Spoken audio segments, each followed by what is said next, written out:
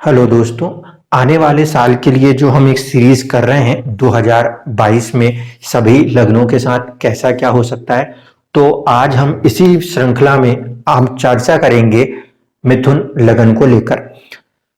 इस वीडियो के अंदर भी आपको कुछ चीजें खुद से करनी होंगी। कारण वही कि जब कभी भी कोई जनरल प्रिडिक्शन होता है तो वो ऊपरी तौर पे होता है।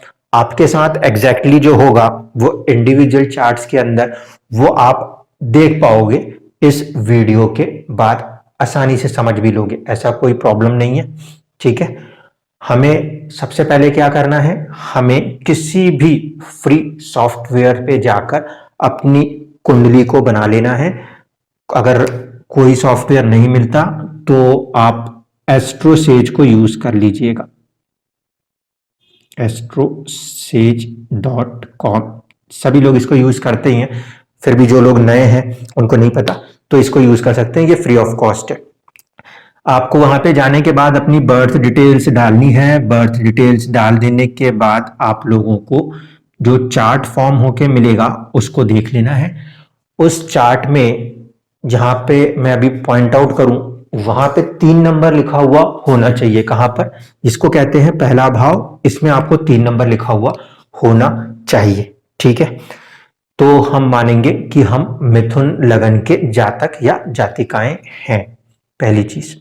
दूसरी चीज, जब हम उस चार्ट को बनाते हैं तो वहां पे दशा मिल जाती है। मोबाइल में अगर आप बनाओगे तो उसमें भी एक ऑप्शन होता है, वहां पे आप जाके अपनी दशा को जरूर से देखना, क्योंकि 12 घरों में जो स्वामी हैं वो कितने 7 ग्रह स्वामी होते हैं। राहु और केतु जो हैं उनके कोई भी राशि नहीं होती, इसलिए किसी की भी दशा चल सकती है। आप में 9 ग्रहों में से किसी की भी दशा चल सकती है। इसलिए मैं कह रहा हूं करोड़ों लोग होंगे इस लगन के जातक जातिकाएं इस पूरे दुनिया में, लेकिन सबके साथ एक जैसा समय नहीं जाता, क्योंकि जैसी जैसी दशाएं होंगी वैसा वैसा गोचर उनको रिजल्ट्स कर रहे होते हैं। तो दशा देखनी है आपको। दशा के बाद षडबल देखना है, सबसे स्ट्रॉन्गेस्ट प्लैनेट आपकी कुंडली में क्या है, वो कहां लेके जाना चाहता था, और जो ग्रहों की दशा चल रही है, महादशा और अंतरदशा, उनके पास स्ट्रेंथ कितनी है। या तो वो 100 से ऊपर दिखाई देती है फिगर, या फिर 1 पॉइंट ऐसे कुछ लिखे हुए दिखती है, तो हमें 1 या 1 से ज्यादा चाहिए। अगर 0.8 यानी कि कम हो रही है तो फिर वहां पे आपको उपायों की जरूरत जरूर पड़ती है, नहीं तो उसके रिजल्ट्स हाथ में नहीं आते। इसके लिए ज्यादातर लोग विमशोपक बल देखते हैं, लेकिन सॉफ्टवेयर आपको षडबल दिखाएगा तो आप उसको यूटिलाइज कर सकते हो, वरना विमशोपक बल मिले तो बहुत ही बेहतरीन। अष्टक वर्ग को देखा जाता है। अष्टक वर्ग में 4 से ज्यादा पॉइंट्स होने चाहिए, क्योंकि हम मानते हैं कि कहीं उस कंडीशन में कोई अच्छे ग्रह भी सपोर्ट कर देते हैं। कभी कभी ऐसा भी होता है कि सिर्फ 1 पॉइंट ही हो, लेकिन 1 पॉइंट जो है वो किसी अच्छे ग्रह ने दे दिया होगा तो वो 1 पॉइंट भी अच्छा रिजल्ट करेगा। ऐसी बात नहीं है कि 4 से कम है तो बिल्कुल उदास होने की बात। अगर जो भी ग्रह पॉइंट दे रहा है वो कुंडली में अच्छा ग्रह है तो फिर उसका पॉइंट भी अच्छे रिजल्ट दे जाता है गोचर में। इसलिए कोई ऐसा निराश होने वाली तो कोई बात नहीं है। और जिसके लिए गोचर में अष्टक वर्ग आज अगर कम है तो किसी अगले वाले पीरियड में वो बढ़ जाता है। सबके में वो चीज जो 338 का फैक्टर है वो जब डिवाइड होता है ना, तो सबके लिए अलग अलग होता है। किसी के लिए कुछ साल अच्छा जाता है, किसी के लिए कोई साल खराब जाता है। तो ये चीज तो होती है सीधे सीधे। अब हमारे जो काम की बात है, इसे कोई नहीं बताते, वो ये कि मैं पूरी जो प्रिडिक्शन करूंगा वो मेरी पूरी प्रिडिक्शन इस आधार पे होगी कि परिस्थितियां तो कुछ भी रहें, परिस्थितियां कुछ भी रहें, आपका दिमाग, आपकी सोच किस तरफ रहेगी, मैं इसकी तरफ जा रहा हूं। ये बात मैं इसलिए कह रहा हूं कि एक जातक ने मुझसे पूछा था कि सर ये चंद्र राशि से देखूं कि लगन से देखूं। मैं बहुत स्ट्रिक्टली बोल रहा हूं कि मैं इस समय जो प्रिडिक्शन बना रहा हूं ना, वो मैं लगन से बना रहा हूं। मैं ये मान रहा हूं कि आपकी जो सोच है, सबकॉन्शियस है, वो उस समय कहां काम कर रहा है। ठीक है, मेरी जिंदगी में मैंने जितने भी चार्ट्स देखे उनमें से मुश्किल से एक ऐसा केस आया जिसका कि चंद्रमा से सारी चीजें चल रही थी, वरना मोस्टली जो है वो हमको लगन से देखने को मिलते हैं। कुछ ऐसे भी केसेस होंगे जो शायद मेरे पास नहीं आए, जो कि सूर्य लगन से चलते होंगे। तो आप जो मैं बात बोल रहा हूं, अगर आपको पहले से स्पेसिफिक हो जाता है कि नहीं मेरा तो एग्जैक्टली लगन से ही है, या फिर कुछ को लगता है कि नहीं मेरे को चंद्र लगन से है, तो किसको लगता है सूर्य लगन से, तो आप इस पूरे 1 साल के अंदर तीनों लगनों पे एक बार मेरे वीडियोस को सुन लेना और जो भी आपका स्पेसिफिक होगा उससे आपको समझ में आ जाएगा कि मेरी जिंदगी किस लगन से चल रही है, क्योंकि वो जिंदगी का एक ही केस था जहां पे चंद्र लगन से काम हो रहा था, उसको फिर देखने का तरीका थोड़ा सा अलग हो जाता है। और ये चीज, क्योंकि मैं जनरल प्रिडिक्शन कर रहा हूं तो नहीं बोल सकता आप उसको कितना पकड़ पाओगे, इसलिए मैं आपसे कह रहा हूं आपको ऐसा लगता है तो आप तीनों ही चंद्र लगन, सूर्य लगन और आपके एक्चुअल लगन से चीजों को सुन लेना, नोट कर लेना। जिस वाले पर्टिकुलर से आपको लग रहा है कि चीजें हो रही हैं वो लगन आपके लिए ज्यादा प्रभावशाली काम कर रहा होगा। चलिए अब शुरू करते हैं। ठीक है, पहले तो मैं बड़े ग्रहों की स्थिति बता देता हूं कि वो क्या बताना चाह रहे हैं, क्या करना चाह रहे हैं, फिर अपन चलेंगे अपने 3 महीने के हिसाब से बनाएंगे, क्योंकि मैं इसको बोर्ड पे आपको कर रहा हूं तो जनवरी का, फिर फरवरी का और फिर मार्च का प्रिडिक्शन आपको समझा दूंगा। सबसे पहली चीज कि बड़े ग्रह मतलब होते हैं हमारे पास शनि, गुरु और केतु। क्योंकि केतु के सामने राहु है तो राहु केतु एक बराबर हो जाते हैं।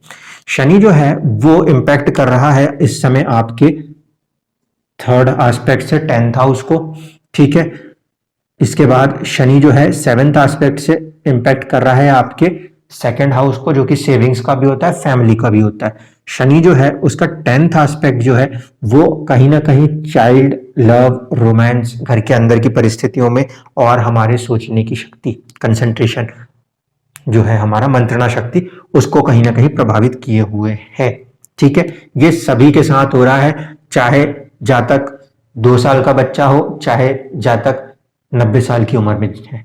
ये परिस्थिति अभी सबके साथ चल रही है। ठीक है, उस पर्टिकुलर लगन के अंदर किसी को यहाँ पे कुछ बनता हुआ दिख रहा है, किसी को यहाँ पे कुछ हो रहा है, किसी को यहाँ पे कुछ हो रहा है, मगर हो सबको रहा है। अब शनि के बाद दूसरा बड़ा ग्रह जो इंपैक्ट करता है वो है राहु केतु का। तो हम देखें केतु का भी इंपैक्ट कहां पर है, आपके प्रोफेशन के ऊपर चल रहा है। और कहीं ना कहीं केतु का एक एस्पेक्ट जो है वो तो आपके 12th हाउस के ऊपर मानेंगे, फिर केतु का एक एस्पेक्ट जो है वो आपके सेकंड हाउस पे चल रहा है। ठीक है, सेविंग्स के ऊपर चल रहा है, फैमिली के ऊपर चल रहा है। और ये दोनों ही ग्रह किस नेचर के होते हैं, वो होते हैं पृथकतावादी ग्रह। तो हो सकता है कि जो 3 नंबर के जातक जातिकाएं हैं जिनकी उम्र एक प्रोफेशनल एज है, यानी कि जो जॉब्स के अंदर काम कर रहे हैं, उनके लिए जॉब में कुछ परेशानियां चल रही हैं जो कि उसको शायद बदलने का इशारा करती हैं। ये दोनों की दृष्टि यहाँ पे अप्रैल तक बरकरार रहेगी। ठीक, इसके बाद अब देखो जॉब के अंदर परेशानी में हेल्थ भी एक फैक्टर होता है, जरूरी नहीं है कि हमेशा बॉस ही कुछ बोले। उसको ध्यान रखना कि किसी भी तरीके से हमारे जो दिनचर्या है, हमारा जो वर्क है, वो कहीं ना कहीं इस लगन को प्रभावित हो रहा है इस समय। फैमिली के अंदर या फिर हमारी जो जमा पूंजी है उसके अंदर हमें कुछ परेशानियां हो रही है, या तो वो खर्च हो रही है, उसमें कमी हो रही है, क्योंकि पृथकतावाद वहां भी देख रहा है, या तो हमारा मन नहीं लग रहा, हम फैमिली से किसी बात को लेकर दूर हट रहे हैं। यहाँ पे ये दोनों ग्रहों की एस्पेक्ट इस चीज को क्लियर इंडिकेशन देती है। इसके बाद राहु के अगर आप एस्पेक्ट को देना चाहोगे कि अचानक होने वाली संभावनाएं क्या बनती हैं, तो राहु के एस्पेक्ट को ले लो आप 5th हाउस या 4th हाउस के ऊपर इसकी 5th एस्पेक्ट आएगी। ठीक है, यहाँ पे राहु का एक एस्पेक्ट आएगा, और राहु का एक एस्पेक्ट जो है वो यहां पर मौजूद है जहां पे शनि और बुध बैठे हुए हैं। ठीक है, तो इन दो जगहों पे राहु का एस्पेक्ट है। तो राहु अचानक से अगर कुछ करा सकता है तो वो शायद धन लाभ करा सकता है, क्योंकि यहाँ पे इसके स्वामी को भी देख रहा है, इसमें वृद्धि दे रहा है। और हो सकता है कि कुछ प्रॉपर्टीज अगर कुछ लोग खरीदना चाहते हैं तो शायद उसमें भी वो सपोर्ट कर सकता है, लेकिन वो भी पृथकतावादी है, वो इन चीजों से थोड़ा सा दूर भी कर सकता है। तो यहां तक की बात तो क्लियर हुई। अब तीसरा बड़ा ग्रह है वो है गुरु। गुरु जहां देखते हैं वहां अच्छा करते हैं, इस लॉजिक को लगाते हैं तो कहीं ना कहीं आपके पराक्रम में वृद्धि करने का काम कर रहे हैं गुरुदेव यहाँ पे बैठ के। इसके बाद गुरु का एक एस्पेक्ट जो है वो आपके लगन के ऊपर आएगा, जो कि आपके हेल्थ को अच्छा करने के काम करेगा। और गुरु का एक एस्पेक्ट 5th हाउस पे आएगा, जो थोड़ा सा लव, रोमांस, चाइल्ड बर्थ ऐसे सवाल होंगे आपके, तो उसके लिए वो सपोर्ट करता हुआ आपको यहां से नजर आएगा अप्रैल तक। तो ये हो गया बड़ा बड़ा काम अपना पूरा। अब अपन चले अपने वाले काम पे कि अपने को ये चीजों को पकड़ना है कि हमारे साथ होने क्या वाला है। ठीक है, आपने अपनी कुंडली खोली, आपको 3 नंबर दिखा, 3 नंबर के बाद आपको एक चीज लिखी हुई दिखेगी, उसे कहेंगे लगन। लगन जो होता है वो ASC असेंडेंट भी हो सकता है और हिंदी का लगन भी लिखा हो सकता है। आप जिस भी भाषा में देखेंगे उस भाषा में वो लिखा हुआ हो सकता है, मगर वो होगी कोई ना कोई डिग्री ही, जो कि 0 से लेकर 30 तक ही हो सकती है। अगर आपकी डिग्री 0 से लेकर 6.40 तक है तो वो है मृगशिरा नक्षत्र, वहां पे आपके सोचने का ढंग है मंगल। अगर आपकी डिग्री 6.40 से एक भी आगे बढ़ गई और 20 डिग्री तक है तो फिर आपके पास है आद्रा नक्षत्र, और आपके सोचने का जो ढंग है वो है राहु। फिर जिनकी 20 डिग्री से 30 डिग्री है उनका सोचने का ढंग है जुपिटर। ठीक है, राहु वालों को एक बात और बोल देता हूं कि आपको ना अष्टक वर्ग नहीं मिलेगा राहु का। ठीक है, वो एक बहुत ही कॉम्प्लेक्स है, मतलब कुछ ही किताबों में उसकी कैलकुलेशन दी हुई है, तो करना पड़ता है खुद से। आप लोग क्या करना, राहु का क्योंकि आपके पास अष्टक वर्ग तो मिलना नहीं है, आप लोग जैसे कि वो शुक्र की राशि में बैठा है तो आप शुक्र के अष्टक वर्ग को लेके चलना। आप इस समय इस लॉजिक को लेके चलना कि राहु जिसमें बैठा है उस राशि के स्वामी की तरह वो एक्ट कर सकता है, या फिर आपकी कुंडली में राहु जिसके साथ कनेक्ट होगा, युति बनाता होगा जन्म कुंडली में, उसकी तरफ एक्ट कर सकता है। क्योंकि मैं आपको वो तरीका भी नहीं सिखा सकता कि राहु के आप अष्टक वर्ग के टेबल को बना पाए, वो बहुत ही कॉम्प्लेक्स हो जाता है, बहुत कुछ उसमें घंटों लग जाएगा वीडियो में। ठीक है, इसलिए अब देखिए करना क्या है। ठीक, शुरुआत करता हूं मैं जनवरी के महीने से। ये पूरी परिस्थिति जो मैंने दिखाई है ये जनवरी की है। जो काले रंग से लिखे हुए हैं ये लगन कुंडली है, और इस जो लाल से है वो नवमांश है कि किस्मत उस समय क्या कह रही होगी। तो किस्मत और लगन दोनों को मिला के ही प्रिडिक्शन करेंगे। पहले देखते हैं जिनका 0 डिग्री से लेकर 6.40 तक है, यानी कि मंगल जिनके लिए मिड पॉइंट लॉर्ड बनते हैं फर्स्ट हाउस के। मंगल जो है वो शुरुआत में अपने घर में तो है, छठे घर में तो है, और छठे घर का मंगल जब अपनी राशि में आएगा तो इसे हम विपरीत राजयोग की परिस्थिति मानेंगे। लेकिन विपरीत राजयोग का मतलब होता है चीजें जब खराब हो तब वो मदद करे, है ना। इसीलिए राजयोग सुन के खुश नहीं होना है, गाड़ियां बहुत संभल के चलानी है ना। एक्सीडेंट हो जाने के बाद वो टांके लगवा के सेव करे, ऐसा राजयोग भी हमें किसी काम का नहीं। यहाँ पे ये पॉजिटिव इस मैटर पे हो सकता है कि आप कोई कॉम्पिटिटिव एग्जाम्स के अंदर जो परिस्थितियां हैं वो आपको सपोर्ट करें। ठीक है, तो दैट इज वेरी गुड कि जो लोग कॉम्पिटिटिव एग्जाम्स के लिए लगे हुए हैं उनको ये सपोर्ट अच्छा मिल सकता है। जो वृद्ध एज में आ रहे हैं वो थोड़ा सा अपनी हेल्थ का ध्यान रखें, गाड़ी संभल के चलाएं। छोटे बच्चे भी हैं तो संभल के खेलें, है ना, ताकि ज्यादा चोट ना लगे। केतु और मंगल की युति है, केतु और मंगल की युति इसमें तो ठीक है क्योंकि यहाँ पे इसका इम्पैक्ट लगन पे नहीं हो रहा, फिर भी थोड़ा सा चोट की संभावना देती है, तो वो थोड़ा ज्यादा सीवियर चोट भी हो सकती है। अगर लगन को देख ले तो उस परिस्थिति में हमको समझना होता है क्योंकि वहां पे ऑपरेशंस भी हो सकते हैं। तो ये तो हुआ मंगल के लिए। और मंगल हमारे को किस्मत में जो है वो 7th हाउस में बैठा हुआ दिखेगा, इसलिए थोड़ा सा ऐसी परिस्थितियां भी हो सकती हैं कि हमारे अपने पार्टनरशिप्स के साथ, हमारे फ्रेंडशिप्स के साथ भी थोड़ी सी चीजों में अनबन हो जाए, हल्का फुल्का वो चल सकता है। यहाँ पे मंगल वालों को जनवरी में ये ध्यान रखना है इस डिग्री के ऊपर। जिन लोगों का कुंडली में राहु का नक्षत्र आएगा वो ध्यान रखें। इसको 3 हिस्से बांट रहा हूं, ठीक है। मेरे पास अभी ऐसे कई केसेस है जिसमें कि मैं 3 हिस्से बना सकता था। पहला केस ये है कि कुछ लोग जो है वो अपने हेल्थ को लेकर परेशान चल रहे हैं क्योंकि जो हमारा राहु है मिड पॉइंट लॉर्ड वो 12th में चल रहा है। एक बात ध्यान रख लो आप, राहु 12th में चल रहा है मतलब जो भी जातक जातिका इस समय आद्रा नक्षत्र में है फर्स्ट हाउस के अंदर, वो सब किसी ना किसी कारण से मानसिक तौर से परेशान चल रहे हैं। किसी को परेशानी का कारण होगा हेल्थ का, किसी को परेशानी का कारण होगा तो कुछ और अपने आप में सोच बना के परेशान हो रहे होंगे, कुछ परेशान हो रहे होंगे कि मेरे को विदेश जाना है। हाँ, जो लोग विदेश हैं अपनी जगह से दूर है उनके लिए ये पोजीशन अच्छी मानी जाएगी अगर उस काम को करना है तो। अन्यथा यहाँ पे जो राहु की मौजूदगी है अप्रैल तक ये किसी ना किसी बात की टेंशन को बनाए रखते हुए चलेगा, लेकिन वो सिर्फ उसका काम है क्योंकि राहु किस नेचर का ग्रह है, वो एक अंडरस्टैंडिंग और मिसअंडरस्टैंडिंग की बात होती है कि एक इमेजिनेशन है। तो राहु यहाँ पे एक इमेजिनेशन दे रहा है, वो आपकी हेल्थ को उतना डिस्टर्ब नहीं कर सकता, लेकिन फिर भी अपन अपने सोच से अपने आप को और ज्यादा बीमार कर लेते हैं ऐसी सिचुएशन में। तो इन चीजों से अपने आप को बचाना होगा, ठीक है। मैं वीडियो के एंड पे दशाएं भी बताऊंगा कि कौन सी दशाएं चल रही हो तो क्या अपने को हो सकता है, वो चीज अपन को ध्यान रखना होगा। वहां तक बिल्कुल अपने आप को कनेक्ट करके रखिएगा, आधे अधूरे पे नहीं जाना। तो राहु जिनका भी है भाई, इनको तो क्या बोल रहा हूं मैं, जनवरी से लेकर अप्रैल के 13 तारीख तक ये वाली सिचुएशन से चलना है। इसलिए ये सारी परिस्थितियों को एंजॉय करना है तो अपने आप को योगासन से जोड़ दो, थोड़ी देर हॉस्पिटल में जाके बैठ के निकालो और दूसरी परिस्थितियों के मौकों को अपनी तरफ कन्वर्ट करने की कोशिश करो। ठीक, इसके बाद जिनका 20 से 30 डिग्री है वो है जुपिटर। अब जुपिटर देख ही लीजिए, यहां पे अच्छी पोजीशन है क्योंकि ये आपके किस्मत भाव में आके बैठे हैं। इवन दो कि वो शनि की राशि में बैठे हैं, लेकिन जुपिटर जो है वो कहीं ना कहीं किस्मत में कनेक्ट हो रहा है।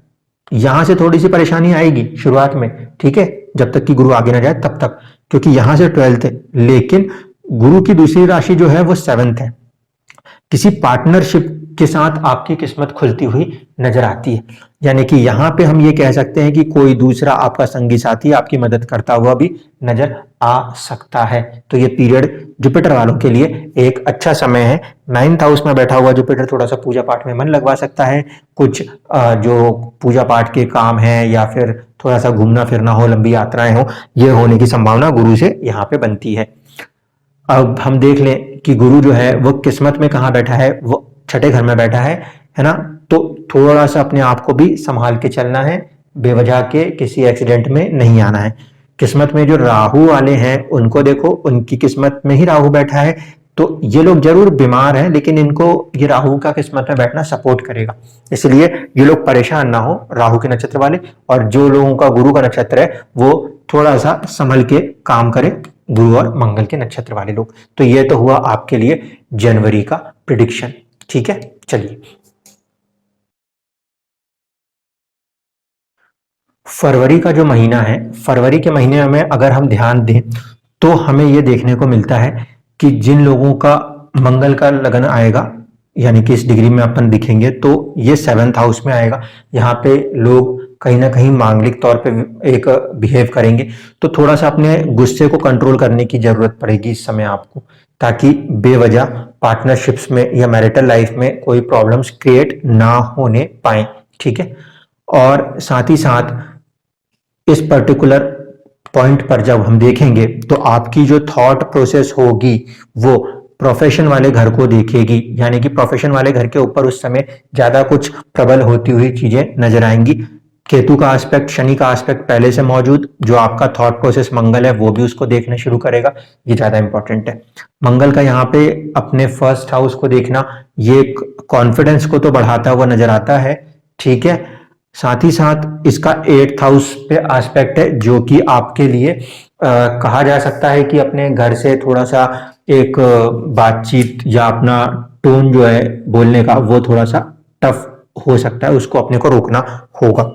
यहाँ पे जो थोड़ा सा इंपॉर्टेंट बात बोलूं वो ये कि मंगल यहाँ पे जा रहा है तो इस समय किस्मत के अंदर वो नीच का हो जा रहा है, इसलिए थोड़ा सा हम अपने या तो कॉन्फिडेंस में कुछ इस तरह का बिहेवियर दिखा रहे होंगे कि चीजें मिल तो रही हैं लेकिन हम फिर भी उस लेवल पे खुश ना हो, या हम किसी चीज को लेकर अपने आप ही परेशान हो रहे होंगे, ठीक है। कई बार होता है ना कि हम एक जगह से दूसरी जगह तो गए, जैसे प्रोफेशन जॉब मिल चुकी है लेकिन वहां पे जाके थोड़ा सा स्ट्रगल हो गया, तो कुछ ऐसी परिस्थितियां हो सकता है कि अपने को देखने को मिले। इसीलिए क्योंकि किस्मत वाले कुंडली के अंदर वो नीच का हो रहा है तो थोड़ा सा अपने को संभलने की जरूरत है। हाँ, हम कोई भी फैसलों को यहाँ पे जल्दबाजी में ना करें, नहीं तो किस्मत में पता चले कि वो गलत अपने लिए साबित हो जाए। संयम रखना है फरवरी के महीने में, कोई बहुत ज्यादा जल्दबाजी हड़बड़ी नहीं करनी है, ठीक है। इस बात को ध्यान रखते हुए चलना। यहाँ पे हमारा प्राइम इंपॉर्टेंट जो एरिया बन रहा है वो 10th पे आ रहा है, क्योंकि मंगल का एस्पेक्ट इसके ऊपर है, इसके ऊपर आ रहा है, और फिर एक आ रहा है आपकी पर्सनालिटी के साथ साथ आपके सेविंग्स के ऊपर आ रहा है। इसके बाद राहु वालों के साथ तो अभी भी वही सिचुएशन है जो पहले थी, इसमें कोई बदलाव नहीं होता, राहु वहीं बैठा है, अभी भी वहीं बैठा रहेगा। इसके बाद चलते हैं हम गुरु के ऊपर। गुरु जिनके पास है उनको भी संभालने की जरूरत है, क्योंकि गुरु भले यहाँ पे किस्मत में होगा लेकिन फरवरी के महीने में किस्मत की कुंडली में गुरु नीच हो जाएंगे, इस कारण से वहां पे आप थोड़ा सा अपने आप को संभालिएगा।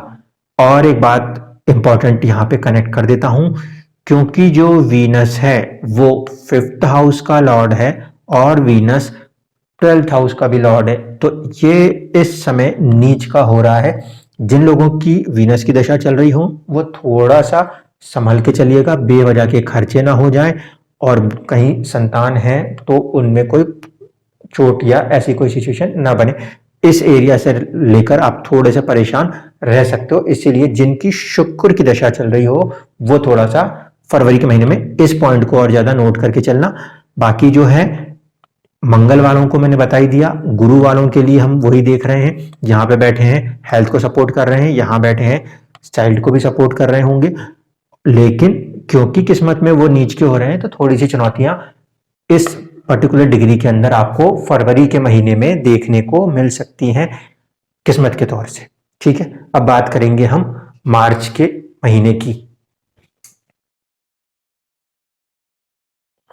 मार्च का जो महीना होगा उसके अंदर जो आपको मृगशिरा नक्षत्र वाले जातक जातिकाएं हैं वो थोड़ा सा संभल के रहिएगा, क्योंकि मंगल उच्च का हो रहा है और किस्मत में भी उच्च का हो रहा है। ये भी बहुत अच्छा एक विपरीत राजयोग ही है, लेकिन अष्टम भाव में हो रहा है तो थोड़ी सी परेशानियों को भी दे सकता है। इसको ध्यान में रखते हुए चलना है, क्योंकि आपकी कुंडली में मंगल छठे घर का स्वामी होते हैं और साथ साथ लाभ भाव के भी स्वामी होते हैं। तो अचानक से कुछ लाभ की परिस्थितियां बनती हुई यहाँ पे अपने को दिख सकती हैं। मंगल शनि इन सबका ज्वाइंट एस्पेक्ट आपके सेविंग हाउस के ऊपर होगा, तो वो लाभ की परिस्थिति कहीं ना कहीं आपकी कुछ बचत होते हुए भी दिखा सकती है, जो कि वर्किंग क्लास है। जो ओल्ड एज के लोग हैं वो थोड़ा सा ध्यान रखें कि कोई बड़ी बीमारी की तरफ ना बढ़ जाए। जो छोटे बच्चे हैं वो भी थोड़ा सा ध्यान रखें कि चोट और इन चीजों में ना जाए। हाँ, जो पढ़ने वाले बच्चे हैं उनके लिए हो सकता है ये एक लाभ की परिस्थिति देखने को मिले मार्च के महीने में, जो कि बच्चों के एग्जाम का भी महीना होता है। इसके बाद राहु वालों का अभी भी वही हाल है। अपने आप को पॉजिटिव रखें, चीजें काफी हद तक बदलेंगी। लेकिन यहाँ पे मार्च के महीने में राहु जो है वो अष्टम में आ रहे हैं, तो इस पीरियड पे जाके एक मार्च के बाद, मैंने ये 1 मार्च की तारीख पे कुंडली बनाई है, 1 मार्च के बाद जो है ये अपनी हेल्थ पे थोड़ा सा ज्यादा फोकस हो जाए। ठीक है, योगा और सारी चीजें कर रहे हैं हम, लेकिन यहाँ पे हम अपने हेल्थ पे फोकस होंगे 1 मार्च के बाद जाकर। बुध और केतु किस्मत में जो है वो सेकंड हाउस में आ रहे हैं, और लगन कुंडली के अंदर अगर देखें तो ये चौथे भाव के स्वामी होते हैं बुध। ठीक है, और लगन के भी स्वामी होते हैं। ये अपने से एक राशि आगे जा रहे हैं और राहु के दृष्ट हो रहे हैं, तो थोड़ा सा अपने हेल्थ को यहाँ पे कंट्रोल करेंगे हम मार्च के महीने में। ठीक है, इसके बाद अब बात करते हैं जुपिटर वालों के साथ। जुपिटर वालों के लिए बैठा गुरु किस्मत में है और वो जाके आपको कहीं ना कहीं किस्मत प्रोफेशन के अंदर हिट करती हुई नजर आती है। हो सकता है कि आपको जो सरकारी नौकरी होती है वो मिलती हुई दिखाई दे, जो लोग अथक प्रयास कर रहे हैं वो लोग। ठीक है, क्योंकि सूर्य और गुरु का ये कॉम्बिनेशन है, तो जिनका 20 से 30 डिग्री है, जिन्होंने अच्छे एफर्ट्स किए हैं, बिना हार्ड एफर्ट के गुरु रिजल्ट नहीं कर सकते। इसीलिए बोल रहा हूँ, यहाँ पे किस्मत में भी हो रहे हैं और यहाँ पे भी हो रहे हैं, तो इन लोगों का गवर्नमेंट जॉब्स के ऊपर ज्यादा एक पॉइंट बनता हुआ दिख रहा है, क्योंकि सबकॉन्शियस माइंड भी वहीं पे कनेक्ट हो रहा है किस्मत के अंदर। तो ये चीज होने वाली है पूरी तरीके से मिथुन लगन के अंदर। आपको फिर से बोल दूं, आप ध्यान से इन चीजों को लगा के देखना और इन बात को ध्यान रखते हुए देखना। इसके बाद आपको कोई भी चीज जो मैंने यहां बताई उससे हटके लगे तो आप मेरे को भी कमेंट करके बताना, क्योंकि फीडबैक होना कंपलसरी है। ठीक है, दुनिया में वही इंसान बर्बाद होता है जिसको लगता है कि बस मैं ही सही हूं और दुनिया गलत है ना। मैं भी यहाँ पे आपको जो चीजें बता रहा हूं वो इस आधारों पे बता रहा हूं कि ये यहाँ जाने वाले। अगर किसी के में मिड पॉइंट पे कुछ और डिग्री होती है, किसी के में कुछ और होती है, तो उस हिसाब से आप लोग का जो फीडबैक आएगा तो हम उसको mid point two mid point और ज्यादा बारीकी से पकड़ेंगे। यही तो रिसर्च है, इसी को रिसर्च कहते हैं कि कुछ है उसको अपने लिए यूज किया फिर उसको और फाइन करना चाहते हैं। इसलिए फीडबैक जरूर दीजिएगा। अब बात समझ लीजिए कि दशाएं क्या होंगी, तो क्या अपने को सोचना या समझना है। देखिए, पहले शुरुआत करते हैं यहां से। 3 नंबर लिखा है तो मिथुन। अगर आपके ऊपर मिथुन की महादशा अंतरदशाएं चलती हुई दिखाई दे रही हैं, तो कहीं ना कहीं आपके ऊपर एक राइज ऑफ पर्सनैलिटी और कहीं ना कहीं आपके ऊपर जो घर के सुख सुविधाएं हैं उनसे जुड़े हुए कार्य होने की एक संभावनाएं बनती हैं। आपकी कुंडली में बुध जहां भी होगा उस पर्टिकुलर घर के इम्पैक्ट को भी जरूर इंक्लूड कर लीजिएगा। इसके बाद अगर चंद्रमा की दशा चलती है तो थोड़ा सा संभल जाइएगा। हेल्थ पॉइंट यहाँ पे ज्यादा संभलने की जरूरत है, हेल्थ के पॉइंट पे, क्योंकि चंद्रमा जो है वो सेकंड हाउस का लॉर्ड होता है। अगर आपके ऊपर सूर्य की दशा चलती है तो ये पराक्रम की दशा है। आपको बहुत अच्छे एफर्ट्स करने चाहिए अच्छे राइज के लिए। सूर्य जितना जलता है उतना ही ज्यादा उसका प्रकाश होता है। इसके बाद शुक्र की अगर दशा चल रही है तो शुक्र की दशा का मतलब है कि एजुकेशन, लव, संतान प्राप्ति, ऐसी चीजों के साथ कहीं ना कहीं ये दशा कनेक्ट हो सकती है। लेकिन शुक्र की जो दूसरी राशि है वो 12th हाउस में, तो ये थोड़ा सा मानसिक कष्ट की भी दशा होती है। इसलिए शुक्र की दशा चल रही हो तो इसको समझते हुए चलना है। आपके ऊपर एक महादशा दिख रही होगी और दूसरी अंतरदशा, इसलिए मैं जो चीजें बोल रहा हूं आप दोनों को ही कनेक्ट करते हुए चलना। मान लीजिए बुध में शुक्र है तो बुध महादशा के तौर पे इन दो का रिजल्ट कर रहा है, अंतरदशा इसके रिजल्ट कर रही है ना, तो फिर ये फैक्टर थोड़ा सा ज्यादा हो जाता है। उस तरीके से लेना है। अगर आपके ऊपर मंगल की महादशा या अंतरदशा चल रही है तो थोड़ा सा समझ जाइएगा, क्योंकि ये चोट रोग वाला साइड है। प्लस पॉइंट क्या है? प्लस पॉइंट ये है कि ये सर्विस का है, तो जॉब के लिए, सर्विस के लिए, कंपटीशन के लिए ये पीरियड अच्छा माना जाएगा। लाभ के भी स्वामी है 11th हाउस के, वहां के लिए भी बहुत अच्छे हैं, लेकिन हेल्थ पे ध्यान देने की जरूरत पड़ेगी। अगर गुरु की दशा चल रही हो तो गुरु की मूल त्रिकोण राशि क्योंकि 7th हाउस में आती है, तो फिर आप थोड़ा सा अपने हेल्थ पे कॉन्शियस हो जाइए, क्योंकि 7th हाउस के लॉर्ड की दशा थोड़ा सा हेल्थ को इंपैक्ट कर सकती है। अन्यथा ये दशा व्यापार के लिए अच्छी है, मैरिजेस के लिए अच्छी है, प्रोफेशन स्टेटस राइज के लिए अच्छी है।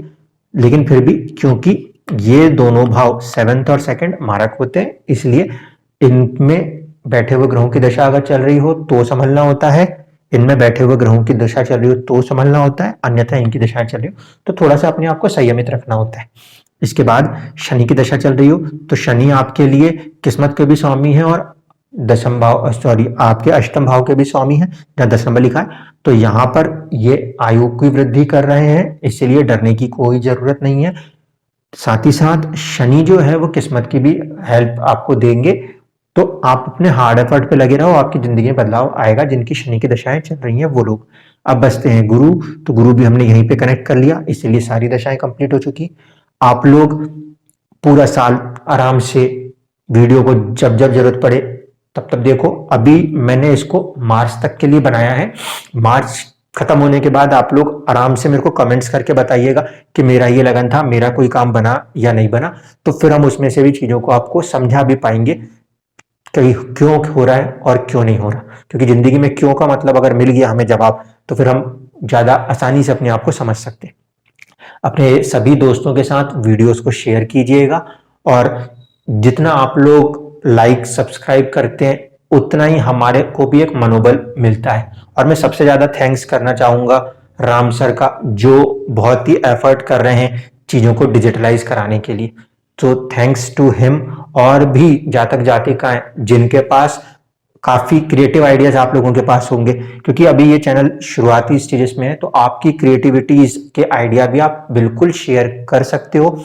उसमें आपके जो भी मॉडिफिकेशंस आप बताओगे हम उसको भी कोशिश करेंगे कि हम एम्प्लाई कर सके। धन्यवाद।